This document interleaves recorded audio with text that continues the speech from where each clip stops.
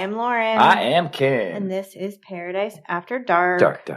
Paradise After Dark is a bi-weekly podcast covering true crime, unsolved mysteries, missing people, urban legends, and the dark side of the Sunshine State. If you'd like to support our show and get a bunch of extra Paradise After Dark content, sign up for our Patreon at patreon.com/Paradise After Dark podcast. And also visit our website where you'll find links to all of our episodes, our mailing list, our social medias, and our Patreon. And also, we have a couple shout-outs. We got some tip jar shout-outs. Tip jar shout-outs. All right. Coming from Athens, Georgia. Thank you, Teresa, very much. We really appreciate it. Thank and you. Also from Fort Myers, Christopher, thank you very much. And so Christopher and Teresa went to paradiseafterdark.com and gave us a tip in the tip jar. That's it. That's so nice of them. Yep. Thank you very much. We really appreciate it. And once again, I know we've talked about this about a zillion times, but we will be at CrimeCon in Austin, Texas from June 4th to June 6th. You can get your tickets at crimecon.com.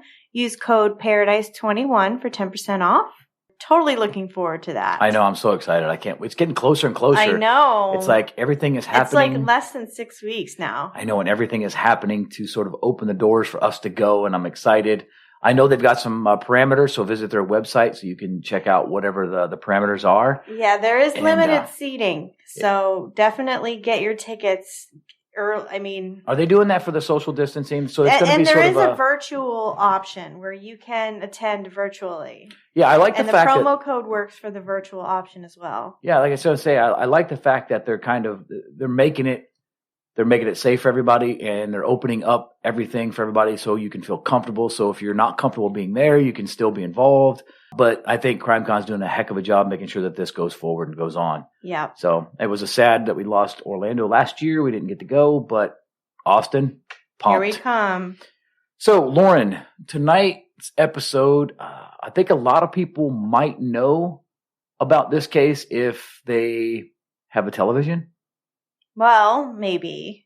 I didn't actually really know about this case until I found it and then said, oh, well, let's look into this. And okay. It's one of, and I know I've said this multiple times on this podcast, but literally my biggest fear is somebody coming into my house in the night with ill intentions. And that's why GSK scares the shit out of me. That's why the Night Stalker scares me. And that's why the Gainesville Ripper, who is who we're going to be talking about tonight, scares the shit out of me. Mm-hmm. So first I want to say, who has seen the movie Scream and its sequels? Raise your hand. I'm in here raising my hand.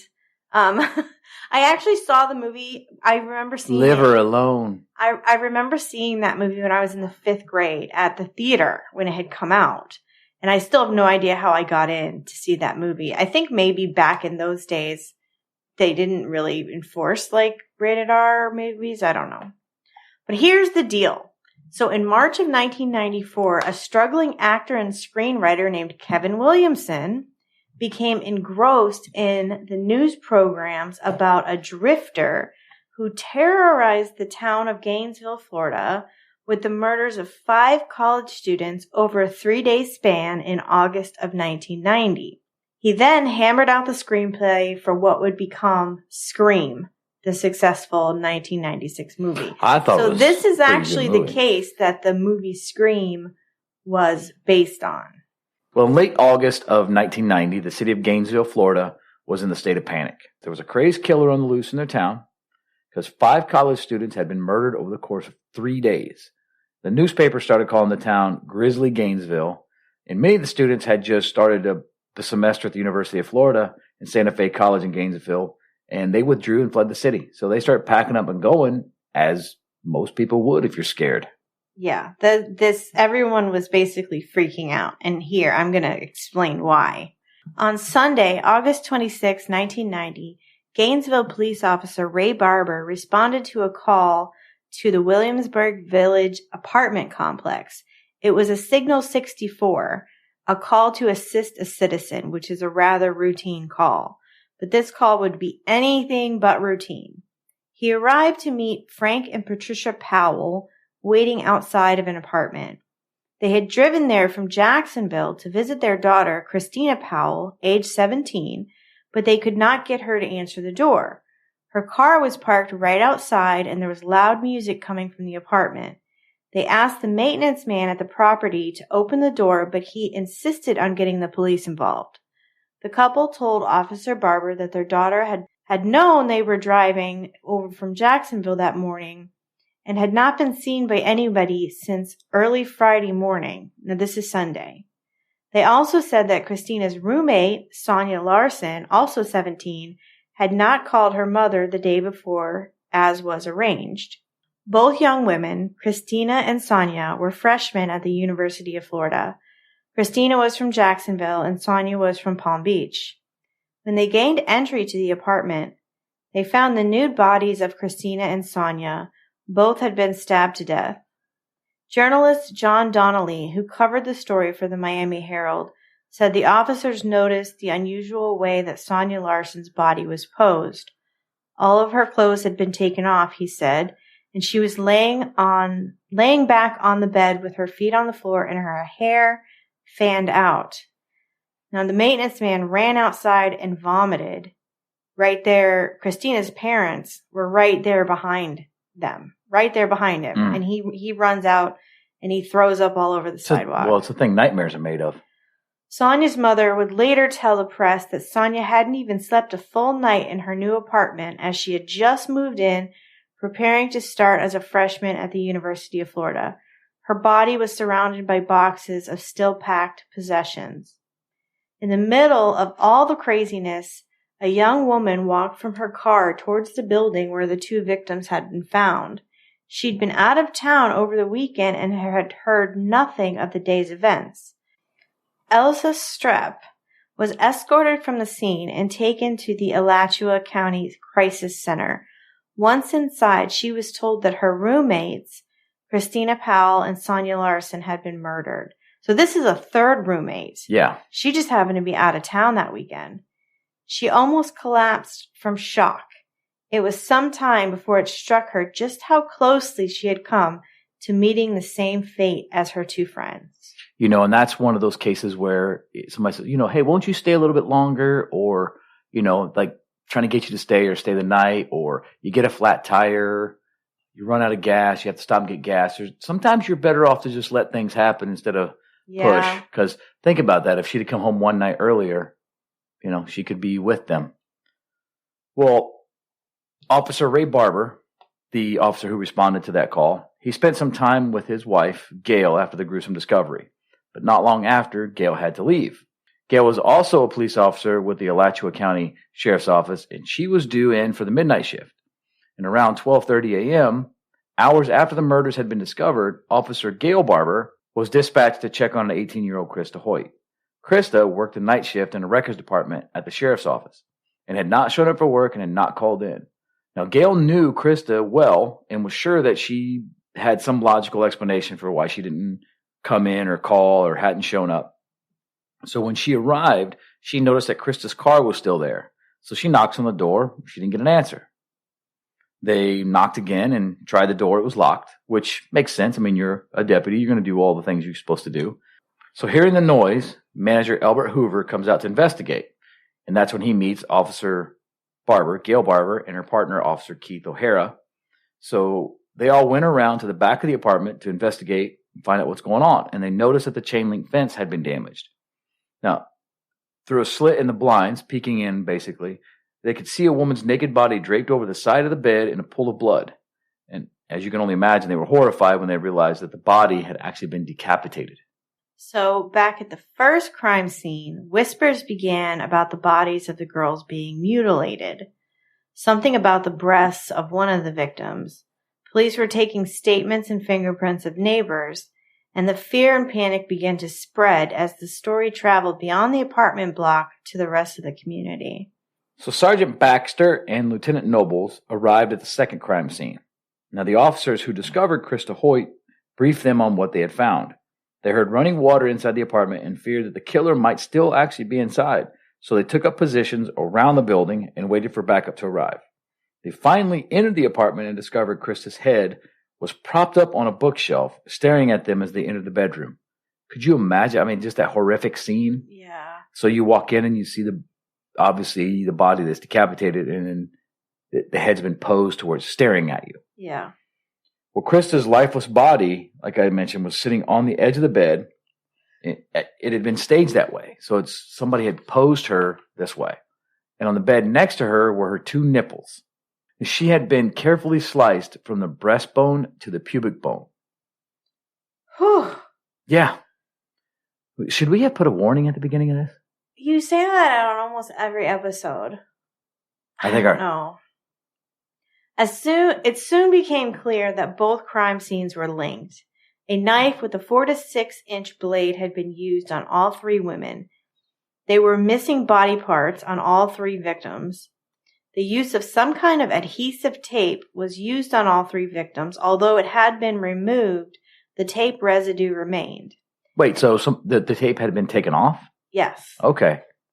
And underwear was missing from both crime scenes. Deputy Sadie Darnell was a spokesperson for the sheriff's office at the time. Soon after the discovery of Krista Hoyt's body, Darnell received a phone call from Spencer Mann, her counterpart at the sheriff's office. Sadie, he said, this is the big one. Not long after that phone call, Darnell and Mann would be speaking with hundreds of reporters every day for the next several months. Describing the media blitz on Gainesville, Darnell said it was like being bitten to death by thousands of ducks. Ooh. It was palpable. It was everywhere. It was real, Darnell said in a recent interview. Broadcast news trucks were almost as numerous as police cruisers on Gainesville streets, even after more than 100 officers and 50 Florida Highway Patrol officers were brought in. Well, the media, could you just imagine when you have that many law enforcement officials, deputies, patrol cars, and they all start pouring in there? It's almost like throwing minnows into a fish tank. And all the big, so the media is just literally just beating them up, eating them up. I can imagine what that was like because they want to know what's going on. So it's like the food is in the bowl and they're coming to eat. So I could just imagine what that was like in real time, Well, in the aftermath of the murders, investigators discovered some highly unusual details at the scene. Lead investigator Don Maines said they found out that the suspect had broken in by wedging a screwdriver into the door jamb, basically jimmying it open. Now, one woman had also been found with soap on her body, and the perpetrator had used duct tape on both of the victims, but the tape had been removed, like we just finished discussing. And we think this was an effort to keep investigators from discovering DNA, blood types, fingerprints, Maines said. Now, can we discuss that for a minute? Sure. Okay, so the soap that's on the body, that's to maybe to wash it, or is that just to clean it? Probably he cleaned it. You figured the soap just kills any germs, figuring that would kill the DNA? I don't know. When they say that they found soap on the body, it doesn't, it could have been soapy water. He could have had a rag with soapy water to wipe him down. So not necessarily wiped him with soap, but a soap residue. Yes. Okay. That's what I'm thinking. I was kind of confused on that. And he brought obviously what appears to be duct tape, but took it with him when he left. So at this point seems like someone who an organized. Exactly. That came in. This is not something that just random act. He saw this and acted on it. This is premeditated or planned. Right. However you want to look at it. Okay. So the following day, Monday, August 27th of 1990, authorities held a press conference. Rumors had already started to spread. I can only imagine. There were many details that investigators kept from the public, which made it hard to calm the now panicking community. Understandable. They'd be freaking out. All that they could really confirm was that 3 people had been murdered at 2 different homes and probably by the same person. So the city is obviously terrified. Phone lines jammed up as kids called their parents back home and vice versa. Students band together, as many as 10 to 12 kids sleeping in the same apartment or home. Everyone was afraid to be alone. Every hotel in the city was filled. Art Sandine, UF's vice president for student affairs when the murders took place, said about 400 UF students never came back. Susan Blackburn, manager of Blackburn Locksmith, said deadbolt sales nearly doubled in the few days after the killings. Every gun store and pawn shop in the city seemed to have its firearm display depleted. Is that what case did we do that had the same effect? The Sims family murder. The Sims family murders, where people panicked, and of course they just went and started buying everything up. Deadbolts and weapons and yeah. So it's a terrifying thing. I mean, the reaction of the city just shows you how scary this was for the people in that locale. Right. People from all over the country called the Gainesville Police Department and the Alachua Sheriff's Office to ask if the rumors were true. Was there a serial killer on the loose in Gainesville? And then the unthinkable. Yeah, because on Tuesday, August 28th, 2 more bodies were found at the Gatorwood Apartments. Now, these were friends since high school. It was 23-year-old Manny Tabata and Tracy Pauls shared a ground floor apartment in the complex. Now, a concerned friend who was from out of town, Chris Pascarella, had been trying to contact Manny by phone since Sunday and was concerned that there was still no answer. The same thing that was happening. People were trying to contact them, and they just weren't answering. And I could imagine with all this going on, it's kind of being national news. Yeah, exactly. There's going to be some panic in there. Chris contacted another friend, Tommy Carroll, and asked him to check on his friends. He called the apartment manager and arranged for someone to meet Tommy to check the apartment. Now, Christopher Smith, the maintenance man, arrived to open the apartment. They found 23-year-old Manny Tabata's body sprawled in his bed, and he had been stabbed at least 31 times. He was cut or stabbed on his chin, neck, chest, abdomen, legs, arms, hands, pretty much everywhere all over his body. Now, authorities believe that Tabata was the first to be attacked after the killer broke into the home, and they fought for some time before Tabata was killed by multiple stab wounds, which... If you see a picture of Tabata, he was a pretty fit. He was a big dude. Yeah, he wasn't no easy win. That's for sure. I mean, he was a pretty stout dude. So you can just imagine, the fight that might have ensued, especially with a knife. Gunshots, that stops a guy pretty quick. A knife, you got to hit 3 or 4 important spots before you stop a guy that size. Right. Then the fight obviously was on, which would explain why he was stabbed so many times. Now, Tracy's naked body was bloodied. It was lying in the hallway between the 2 bedrooms, and sitting on the floor above her head was a dark-colored bag. And Christopher slammed the door shut and locked it. Now, when he returned 5 minutes later with the police... 5 minutes later. I'm just reiterating for our listeners. 5 minutes. 5 minutes later. 5 minutes. That's it. Just 5 minutes. The door was unlocked, and the dark-colored bag was gone.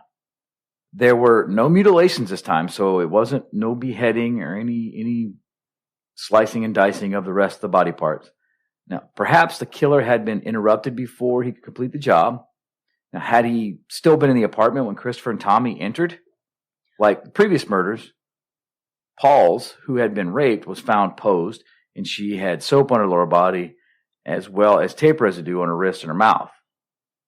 Well, this is scary right here because they walked in, they found Manny, and then they found Tracy's naked body laying in the hallway between 2 bedrooms. There was a dark-colored bag laying on the floor above her head. So they immediately run out, they lock the door, and then they come back 5 minutes later with the cops. The door's unlocked, and that bag is gone. There's no mutilations this time around. There's no anything that happened with the other victims.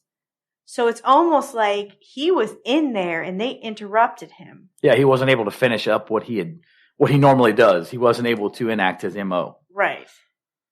So a local task force was assembled to calm a frantic community and find answers. Could you imagine having to be part of that task force?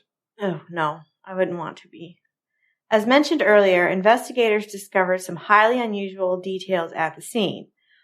The suspect had broken in by wedging the screwdriver into the door jamb. One woman had been found with soap on her body, and also the duct tape which had been removed. Along with the similarities in which the victims were killed, there were other patterns that investigators noticed. the killer would enter the homes through back doors, and each home was near a wooded area, which allowed the killer to operate and get in without being noticed. Journalist John Donnelly, who covered the story, again from the Miami Herald, said, "These details were important because on the day of Krista Hoyt's murder, police also responded to a robbery at a bank half a mile from her home. Now, during the robbery, a teller had slipped a red dye pack into the bag of money, and later on that night, an officer noticed a man walking into the wooded area. Officers tracked the man to a campsite. While the man had gotten away, the officers found a screwdriver at the campsite, along with a bag of money defaced by the dye and a cassette player with a tape inside. Although police collected the evidence at the time, they did not connect the bank robbery to the student murders because a gun was found at the campsite, and the murders didn't involve a gun. They all involved a knife. They didn't listen to the tape until months later, yet it would prove crucial to finding out who the Gainesville murderer was." I can understand investigators at this point because you don't have sort of this. Why would you connect a bank robbery to a murder? It's almost like right. Bank robbers usually don't murder unless they kill someone in the act of robbing a bank. Right, exactly. Or getting away, something to that effect. So I can understand where they're coming from and why they would not have put two and two together. Now, although there were several suspects in this investigation, authorities zeroed in on one prime suspect. Now, this was a University of Florida student. His name was Ed Humphrey. Now, he briefly lived in the same complex as the two victims, and he usually exhibited erratic behavior. And at one point, he got arrested for hitting his grandmother. It wasn't really hitting his grandmother. He actually beat up his grandmother. He kicked the shit out of his grandmother. I mean, he just basically a punk. Now, Don Maines, the lead investigator, said they received several tips pointing to Humphrey. He was 18 at the time, and he was known to carry knives. He had been off his medication for his mental health disorder he had, and he had these visible scars on his face that were from a car accident. And you'll post some pictures. I think he was creepy. He was scary looking. Very, very creepy looking. The scars didn't help him. I mean, if you look at him, he just I look guilty, for lack of a better term. Now, Humphrey, he was arrested just days after the murders and held in jail on $1 million bond.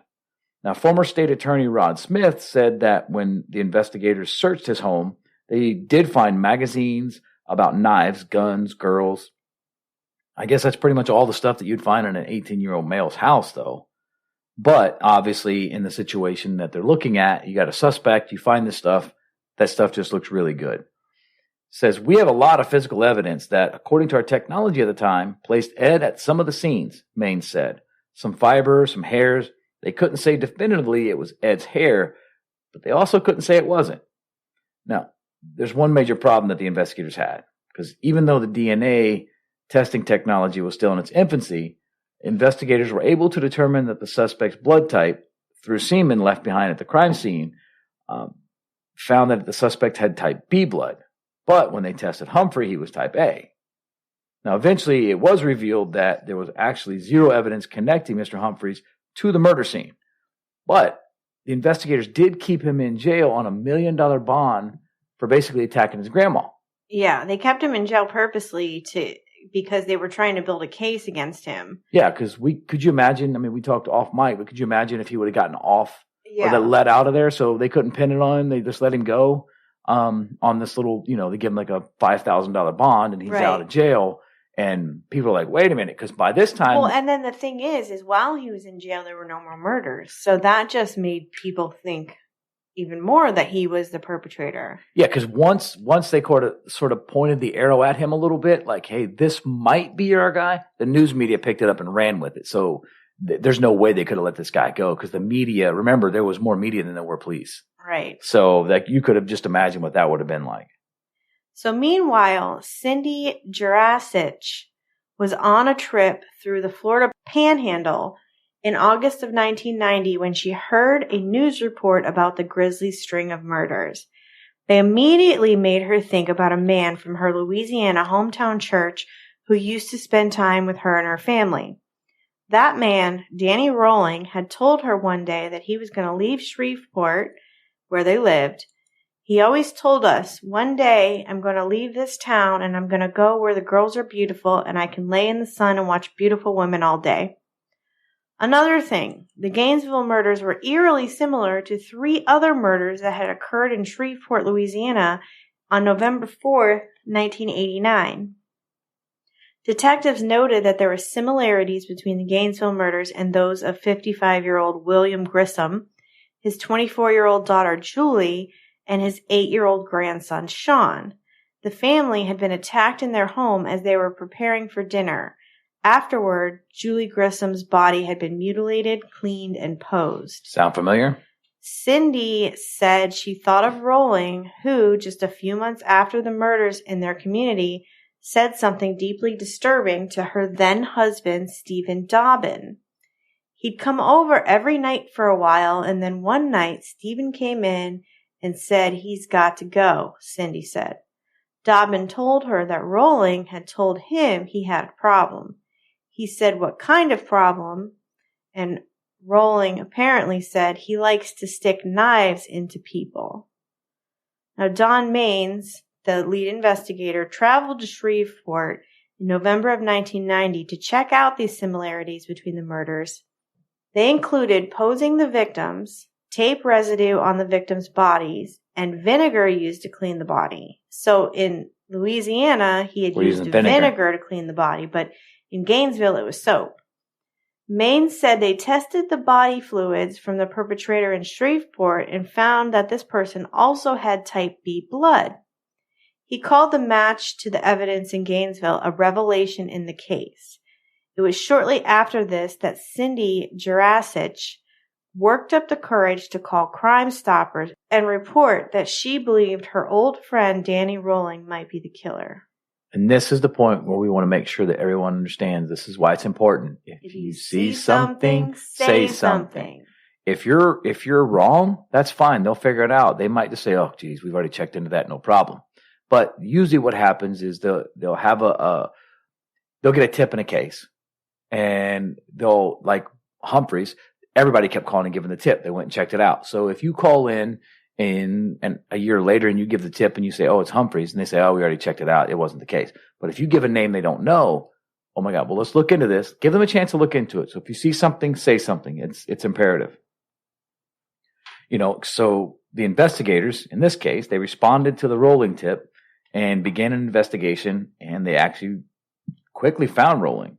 Now, he had been arrested on September 7th of 1990 for an Ocala supermarket robbery. The robbery was committed 10 days after the Pauls and Tabatos bodies were found. Now, Rolling was being held in the Marion County Jail, and that was 40 miles south of Gainesville? 40 miles south?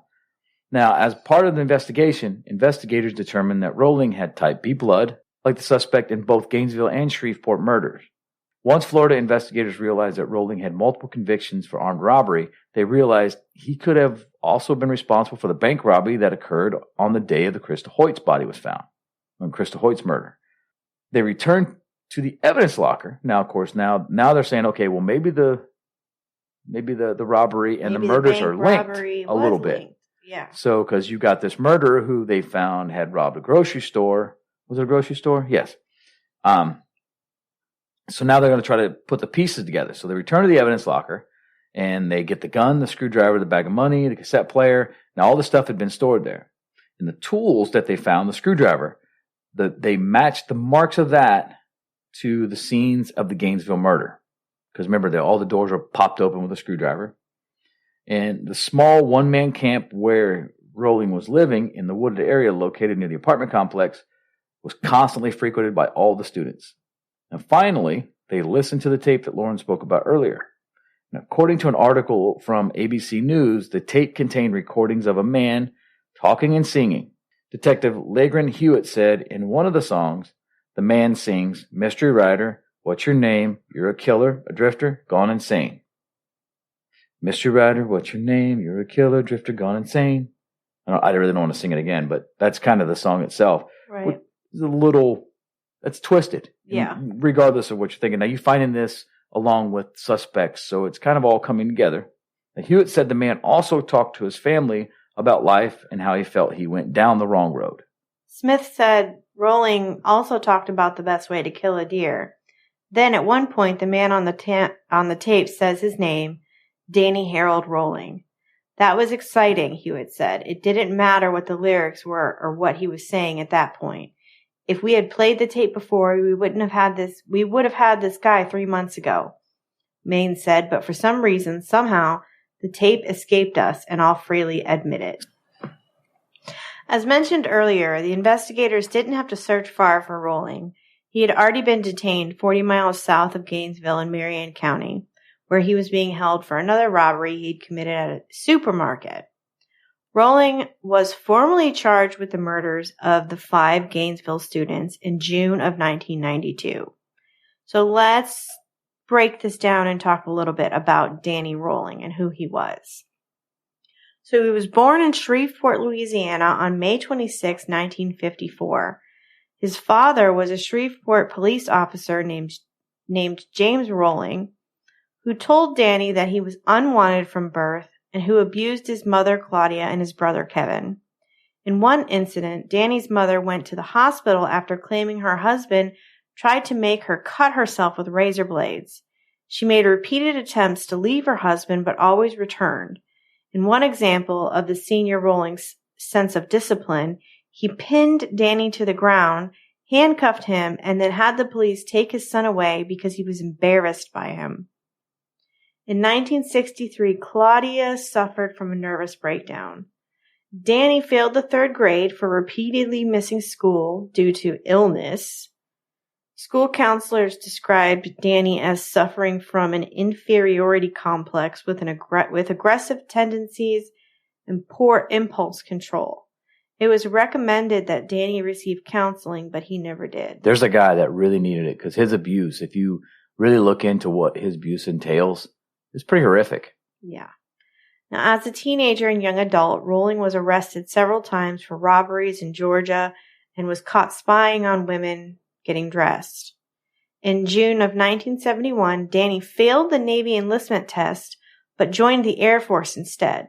He went to Lackland Air Force Base in Texas and worked as security police and at the Strategic Air Command at Homestead Air Force Base in Florida.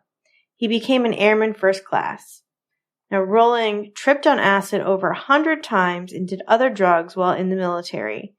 In 1972, he was locked up for a drug possession charge and for disobeying orders, lost a stripe, and was diagnosed by a psychiatrist as having a personality disorder. He was forced out of the Air Force at that time. As an adult, he had trouble trying to assimilate into society and hold down a steady job. After discharged, he returned to Shreveport to live with his grandfather and found religion at the Pentecostal church. Danny was baptized and became involved in many church activities. He met Omatha Ann Halko, who he thought God had given to him. He married Omatha, who was pregnant, on September 6, 1974. Now, Rolling's daughter, Kylie Danielle, was born in 1975, and Danny began to feel the pressure of working 2 jobs to support them, his wife and his kid. He began drinking and smoking marijuana again, left church, and acted so irrational that Omatha became afraid of him. Probably acting like his father, just like, it's kind of a learned behavior. He would run off for hours or days without telling her anything. He began peeking in windows of his neighbors and talking about strange things like seeing UFOs, Jesus, God, and demons. Sounds like he was doing some more acid trips. Omatha called his father, who promptly came over and threatened Danny with a knife to his throat. Just like he used to do when he was a child. In 1977, Danny put a gun to his wife's head when she said she was going to leave him. He threatened to kill her and her ex-boyfriend when he caught them having an affair. He beat up the ex-boyfriend and Omatha after she threatened to leave him, then turned the gun on himself, so she begged him to stop. Omatha filed for separation, and this was devastating to him. They were divorced 6 months later, and Danny committed his first rape on a woman who resembled Omatha. Now, I checked into the rape case. She's actually come out and done some interviews. You got to kind of look for them. One of the things that she said in the interview is that she liked to watch she read a lot of true crime books and listened to true crime, and she feels that is what kept her alive. Because she was smart enough to keep him calm and, try not to get him aggravated. And at one point he tried to, because she was allowing him to just do it and get it over with. And at one point he's like, well, here, let me remove your blindfold. And she would not let him remove the blindfold because she was afraid that if the blindfold got removed, if he knew that she could identify him, that he would kill her. So it's actually a pretty smart move on her part. Yeah, that is smart. So she's like, hey, no, let me stay blindfolded. In all the fear and how horrific that had to have been, it may have saved her life, especially if, you fast forward to this situation where obviously this is a man who's capable of that. Well, also in 1977, Danny gets into a bad car accident that resulted in a woman's death and claims he was tormented by this incident. I believe it was a work vehicle. He was actually at work, wasn't he? It was like I'm not 100% I think it was a work truck. Sure. And he physically hit somebody and they died. Now, the 1980s brought about more of the same kind of bad lifestyle for Danny, who he was at this point, he's kind of in and out of jail, Alabama, Mississippi for armed robbery, Louisiana, he's everywhere. Right. This guy's in and out of jail. He didn't really have a lot going for him at this point. Now, his time between stints in jail were spent traveling the country, so stealing and occasionally forcing himself on women, which that's kind of his MO. He's kind of building this persona. And in May of 1990, he attempted to kill his father during a family argument. He shot him in the face with a .22, in which his father lost an eye and an ear. It didn't kill him. Didn't kill him. But this is when Danny decides he's going to take off, go to Florida, and this is where he began his burglary and robbery spree, which obviously culminated into the murders in Gainesville. When he went, his father pulled the gun on him, so he leaves and comes back with a gun to shoot his father. Yes, and he shot him actually right between the eyes. That's pretty dark to shoot your own father right between the eyes. But well, I mean, if considering the abuse that he's withstood his entire life, and that's no excuse for what he did later on in life. But it's not an excuse, but it's explanation. It kind of explains what happens. You take someone who has mental disabilities and you add that on top of it, and you're basically creating a monster. Right. So Rolling was brought to trial nearly 4 years after the murders. He claimed his motive was to become a superstar similar to Ted Bundy. Now, there is some rumor, and I haven't found anything, in black and white, but Ted Bundy and Danny Rolling were both at Stark Prison at the same time. And there was some rumor that they were kind of like buddies in prison. So there's that. Well, yeah, if you were friends with Ted Bundy, he acted like he was a freaking superstar. In February 1994, just before the start of the trial, Rolling abruptly changed his plea to guilty. To determine the sentence, jurors listened to testimony from his mother, who recounted the abuse the defendant had received. To determine the sentence, jurors listened to the testimony from his mother, who recounted the abuse that Danny had received at the hands of his father, and from a psychiatrist who described an alternate personality of Rolling's named Gemini, who drove him to his sadistic acts. Gemini. Now, this is kind of funny because just before the killing spree that claimed the 5 students in Gainesville, Danny Rolling went to the local theater and saw the movie The Exorcist 3. Now, the demon personality and its name, Gemini, came from that movie, The Exorcist Part 3, prosecutors claimed. It's also from the movie, which featured English words spelled backwards, that Rolling came up with another personality he claims to have had, the reverse spelled Yannad, which is Ynnad, which is Danny spelled backwards. Now, both of these ideas, this Gemini and Yannad, the reverse spelling, came from that movie, The Exorcist Part 3. So Did he think nobody else went to the theater and saw I it? guess. I don't know. Maybe he's just that dumb. I don't know. Well, he is dumb because he went and saw Exorcist 3. Because if you want to see Exorcist, just see the first one. There's no need for 2 and 3. Yeah, exactly. The first one was the best. Linda Blair, you can't beat it. That There's is no still point one of having the 2 most and 3. scary movies I've ever seen in my life. That and Poltergeist terrified me as a child. I think we spoke about that on air before. Maybe it was on Patreon episode, but yeah, no thanks. So there was no need to see part 2 and 3.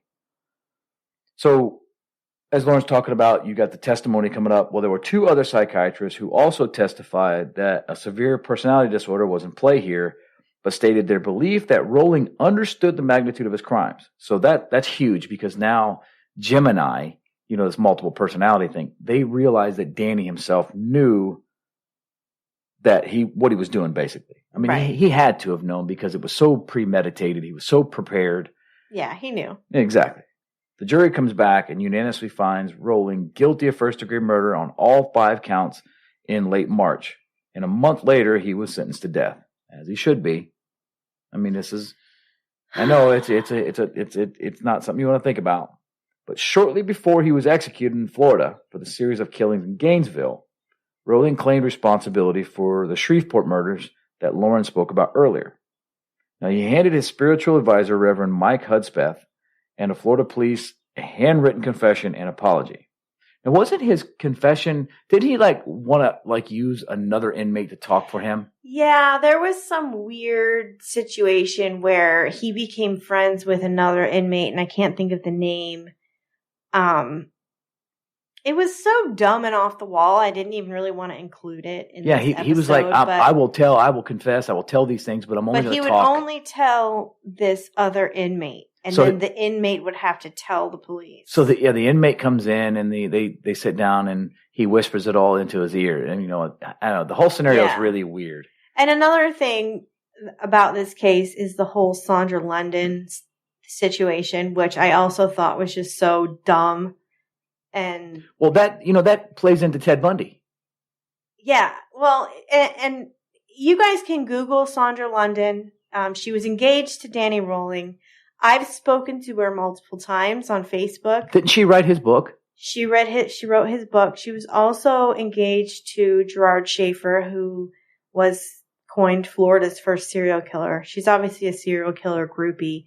She's written several books. I think she's different. Well, very different, to the point where I don't find what she says appropriate for Paradise After Dark. Okay. Because we try to be very factual and not glorifying or... Am I making any sense? Yeah, I get it. I mean, there are some other aspects to this case that if you want to branch out and read about, you're more than welcome to. Yeah, there's no reason to get into what she said and the things she did, but she did say that she was basically, they were married, right? Or they were together, they were fiancé or engaged. They were engaged, yes. And that kind of brings you back to the Bundy aspect, because didn't Bundy have that one girl that was, I can't think of her name, but she had that girl that Bundy actually got married. Exactly. So this kind of brings apart that whole, and here's the part that I hate the most.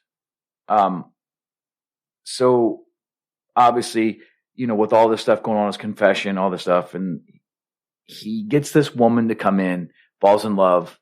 They get, I don't know, I get engaged, or maybe they weren't. I can't remember the whole story on that.